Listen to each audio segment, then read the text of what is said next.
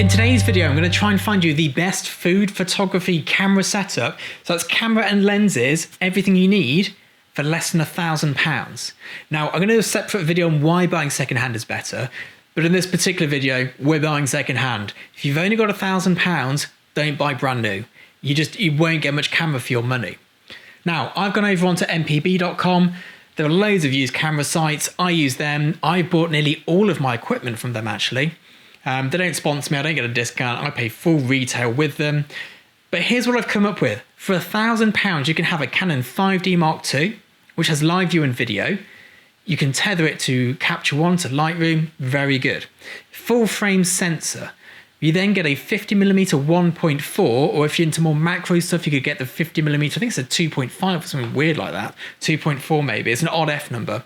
Very good lens either way. And you can also get the 100mm 2.8 macro, the non-L version, which is also a great lens. Now, before we go any further, I have owned all of these cameras and lens bits. I actually shot on them for worldwide campaigns. I've shot billboards, I've shot magazine adverts, I've shot for major household brands, and you'll still see this work in the supermarkets on point of sale, on packaging, and I think there's still 2 billboards that get reused where I've used this particular setup. The 100mm lens is nearly as good as the Zeiss that I use now. It's diminishing returns, but the Zeiss cost over £1,000 more than this one. The 50mm 1.4 from Canon is nearly as good as the Sigma Art, but not quite. It's very small differences. Now, if you had a bit more money, the big upgrade I would make is changing the 51.4 from the Canon to the Sigma version, because that is a viable upgrade, but I'd leave the 100 as it is and I'd keep the 5D Mark II. There's nothing as good in that price range. Nikon probably have all of this stuff if you're brand loyal, but for me, I'm not brand loyal. I know Canon, so I know that I can advise that this is a good setup. Now, you also end up with £80 change in here, and I'm pretty sure you could get a shoot-through umbrella, a speed light and a trigger as well, and maybe a cheap light stand. You could literally have everything you need to start shooting for £1,000. And it's a great setup. This is shot on a 5D Mark II. Granted, it's a zoom lens, so it's not great quality. The primes will give you much better image quality for a far lower price. This is a 17-40 today. I've lost my 35 prime. Don't know what I've done with it, but they're great cameras. A lot of my portfolio, especially the portrait section, which hasn't really been updated in a very long time, is all shot on the 5D Mark II. Bear with me.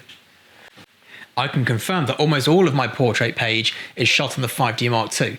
And I'd also say that if you're a portrait photographer, rather than a food photographer, just swap it out for the H5. It will do a very similar job. Now, this is a pretty quick video. I'm not going to review the whole kit. All you need to know is that 1, it is less than £1,000. 2, it is good enough for commercial campaigns shooting worldwide for big brands. No one will question it. Only photographers know what camera you're using. The clients on set don't care, and the image quality from these is great. It is nearly as good as the 5DS and 5D Mark IV. Most humans do not know the difference. Only test charts and photographers will spot it. Your client will not have a clue. It is a great starting point as well for when you want to upgrade your system and build it up. If you want to move to a high resolution camera for commercial work to save time and ease, you just buy a 5DS and you've got the 5D Mark II as a backup. If you're wanting to shoot with better lenses, you can start to build up on those as well.